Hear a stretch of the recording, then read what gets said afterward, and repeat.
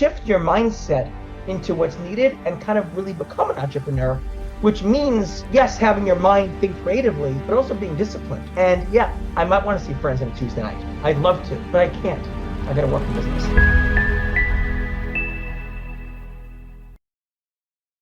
Hi, guys. Welcome to our humble podcast.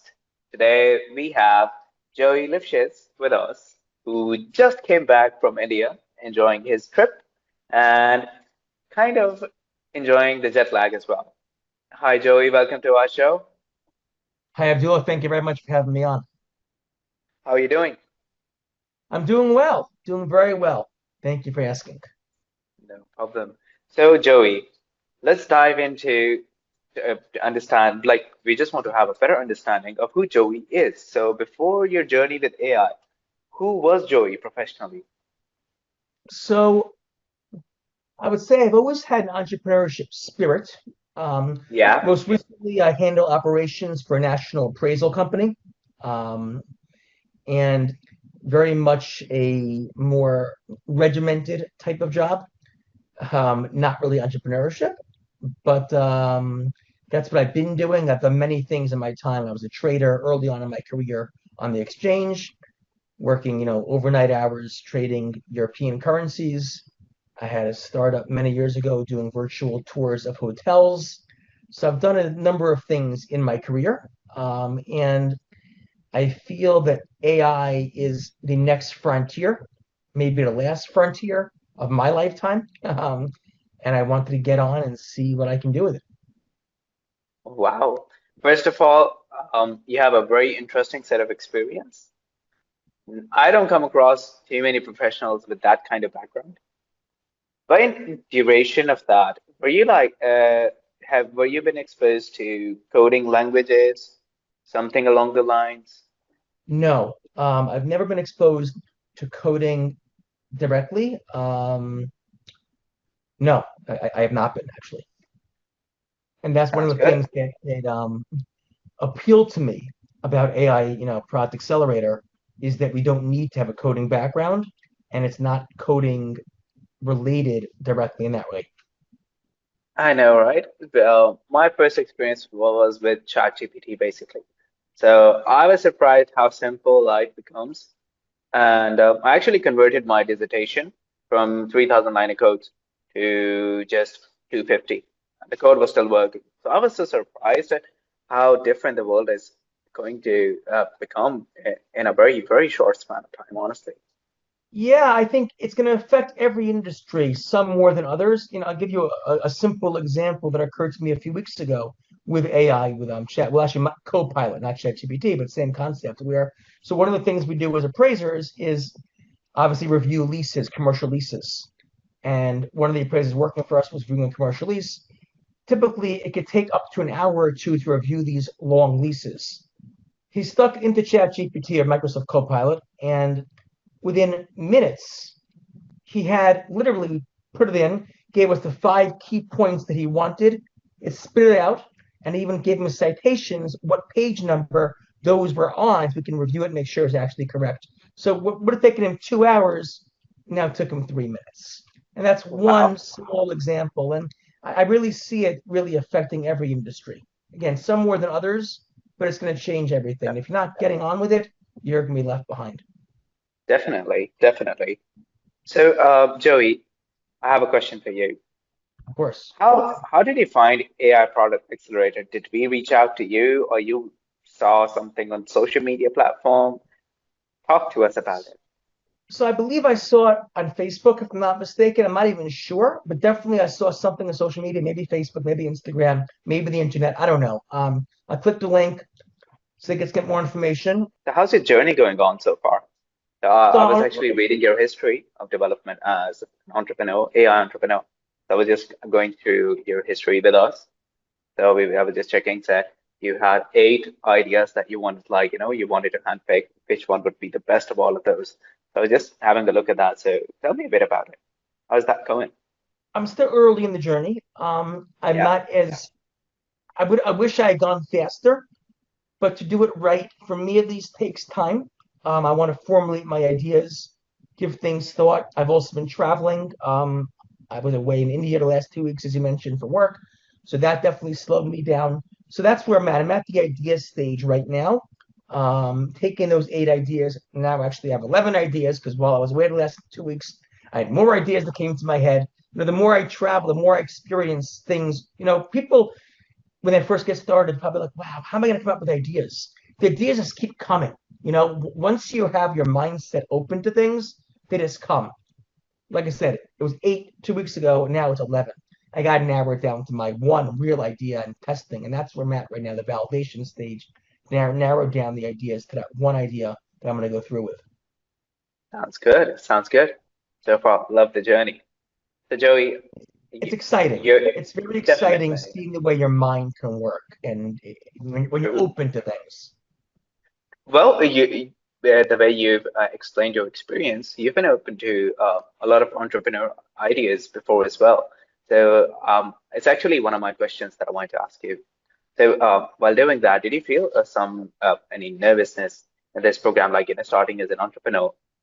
Did you feel any point where you felt nervous, where you felt felt overwhelmed or excited, something along the lines? So the only time I felt nervous was in the very beginning because I don't have any coding background. I'm not a computer Yeah. person. I'm a people person. I talk, I have ideas, I like to execute. Early in my career, I mentioned I owned payphones at one point in time, back when payphones were a thing. I had ATM machines, always trying to think of different types of ideas. And I'm not a coder. I'm not a computer guy. I'm not that person who sits behind a desk coding. It's not me. And that was a concern of mine, especially the person that I spoke with was a programmer. And many people in the course are programmers or have programming background. I don't. And it took me a bit of time to become really okay with that I don't need to be a programmer. I don't need to be a coder. I'll learn what I need to learn. And whatever I can't do, someone else can do for me, and I can do it in collaboration with them. So that Sounds was the good. nerve that I had, but not anymore. Sounds good. As long as you're comfortable, we're happy. So, Yes. in your entrepreneurial journey, I'm sure you sit with your friends and you share your ideas with them as well. Did you ever feel there's certain stigma attached to entrepreneurship where people say you're taking an unnecessary risk and this can result in a potential loss that you might not recover from? Have you faced those challenges or, Yes, or anything 100%. else? 100%. Early on in my career, my first company that I started, which was virtual tours of hotels, people said to me, "Oh, none of that. If this was that good of an idea, it would be done already. Someone would have done it already. It can't be that good of an idea." I'm like, "Really?" Because I think it's an amazing idea. And even if someone hasn't done it, why can't I do it? Even if someone else is doing it, I can do it better, right? And I think Exactly. in life there are workers and hustlers, I say, right? 95% of the country are workers, 5% are hustlers, and the workers end up working for the hustlers. And if it was flipped, the country wouldn't work. Everyone can't be a hustler, right?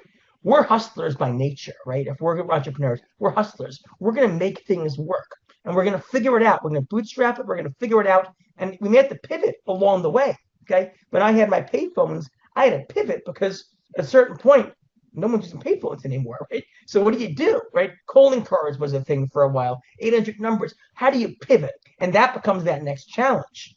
So you have to look among your friends and say, okay, which of my friends, they all mean well. When they give me advice, and sometimes it's really negative advice, they mean well, but I got to phase them out because not everyone has the proper advice to give.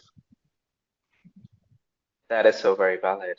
Um, so I tried my first venture 4 years ago, an independent venture besides from my 9 to 5. And I could clearly see half of my family guiding me not to take that chance. And I ended up making extra money that funded my housing for my master's degree.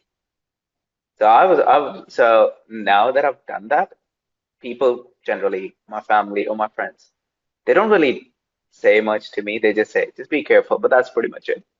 So it's just more like the first time you feel basically you feel nervous, but eventually when you grow into it, you realize that it's like inevitable. It's just gonna happen, but you don't have to listen to every opinion. So I actually agree with you, Joey. That's And that's you so have to think valid. you have to think outside the box sometimes, and not most people can't do that. So in college, a buddy and I operated a convenience store in our dormitory in the basement of the dorms, near the laundry room. Okay, it was literally a flight below the lobby. No one went down there, Yeah. but we got the school to give us this room and didn't charge us any rent. So we didn't have a Yeah. rental expense. So I'm like, okay, if there's no rent expense, it's not the greatest location, but we're not paying rent. That was the first thing.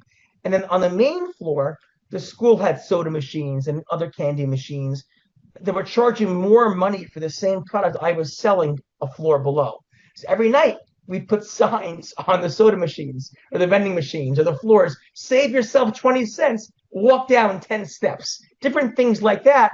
And all of a sudden became a popular store. And people started coming to our convenience store and buying things. We were open late at night in final season till 2 o'clock in the morning. We try to do, again, guerrilla marketing, different ideas to bring customers into our place. And I think that's the key to any success is thinking outside the box, not taking no for an answer. But when things don't work, because not everything works, how do you pivot and move on from there? And again, people do mean well. I'm a believer of humankind. I'm a believer of mankind. So when your friends and family guide you and they say, no, we don't want you to lose money, they don't want you to lose money. And there's always a risk of losing money in anything you do. There's also a risk of making money, right? High risk, high reward. If you're not going to risk it, you're not going to make it.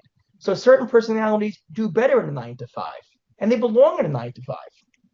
The hustlers like us belong in the 5 to 9, on the opposite side. And that's really what it is.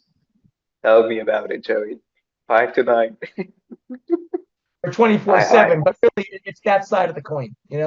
literally, but that was so valid to be honest. That makes absolute sense. But Joey, when you're into experimental stage, when you're trying to have that hustle, that kind of energy, how do you maintain that while keeping a 9 to 5? It's not easy. That's the truth. It means prioritizing. Look, I'm a very social person by nature. I live in New York City for a reason. I love the nightlife. I love the day life. City that never sleeps. I like all the action and activity that comes with living in New York. The culture, the museums, the ball games, everything, right? Um, and I'm out almost every night of the week, or I say I was out every night of the week. Since joining AI Product Accelerator, I've had to make more time at night because I'm not making money with the program yet. I need to make a living. It means working a 9 to 5, right? But I've had to allocate time that I would have spent with friends or doing things that I enjoy to focus on my business, recognizing this is the only way to do it. And I do enjoy the Definitely. business also. So I've had a mindset, and that's something AI Product Accelerator also gives us is that mindset. On Fridays, you have that course where we can actually learn to shift our mindset. And Duval gets into that a lot throughout his lectures of how to shift your mindset into what's needed and kind of really become an entrepreneur, which means, yes, having your mind think creatively, but also being disciplined. And yeah, I might want to see friends on a Tuesday night. I'd love to, but I can't. I got to work the business. And I got to focus on the homework and get my business launched, or else I'm never going to get there. As it is, I'm behind the 8 ball. It's going to take more than 12 weeks because life does get in the way. And that's okay. But it can't take 2 years either. It's a matter No, of no. finding that medium of you can have a life, whether it's friends, whether it's family, whatever your life involves. But you got to focus on all sides. I agree. It's a very delicate balance that you have to maintain to have that uh, mix of social life and professional life and a side hustle. But like, I mean, I wish you all the best with your side hustle becoming your primary Thank hustle you. one day, because why not? Why not? With someone like you with so much enthusiasm, so much positive energy. I mean, I'm quite positive that you would have a very solid chance of the entrepreneur journey going forward. Uh, Joey, one last question. Of course. What would you say to someone who has somewhat similar or less experience than you regarding entrepreneurship? What's your take on that? I would say if you're willing to leave your comfort zone and you're living to chase your dream, go for it. You have one life. I mean, if you live again, you're not going to remember the first time around. Was I a cat in my last life? I don't really know, right? But I know that I have this life right now and I got to chase my dream. And if someone has a dream, chase it, go for it. You don't get a second chance at that. And you're going to regret it if you don't do it. well, what's that famous line? I'm going to mess it up now, but I think people regret the decisions they didn't make, not the ones they did make. Wow, So go for it. sounds good. I'm making notes for that dialogue as well. Yeah. And one thing I want to add regarding the accelerator is that the team, both on the executive side, the management side, Duval, and the others, Surash, trying to help us along with the community. You're not in this alone. As long as you're willing to put in the work. Put in the work. The community's here to help. The leadership is here to help. Everyone's here to help to make this a success. Hopefully, we'll see you succeed in a couple of months. In a I very short appreciate it. time, actually. You never know, I in a look couple forward of to weeks. coming back on in a few months and showing you that success. Oh, we'll definitely hop on a quick call. Let's do another podcast sometime. Track your Yes. journey. Why not? Why not? The before and after, right? Oh, oh, that's actually a very good idea. I'll actually discuss that with my management. Sounds good. Sounds good. Thank you. Thank you. But that will be the end of our podcast, Joey. Thank you so much for your time. It was an Thank you. absolute pleasure to meet you. So this is the end. I just had one small request. Sure. Joey, if you feel like AIPA has added value in your life, like you've added value to us by giving us insight to who Joey is, would you be kind enough to leave us a Trustpilot review? Of course. Sounds good. Sounds good. Well, thank you so much for your time, Joey. It was Thank a you, Abdullah. blast Very good. having you Have here. a have a All my wonderful best day. wishes with you. Thank Yes, you. you too. I look forward to being in touch. Thank you. Take care of yourself, Joey. Take care. Yeah. Bye-bye. Bye bye. Thanks.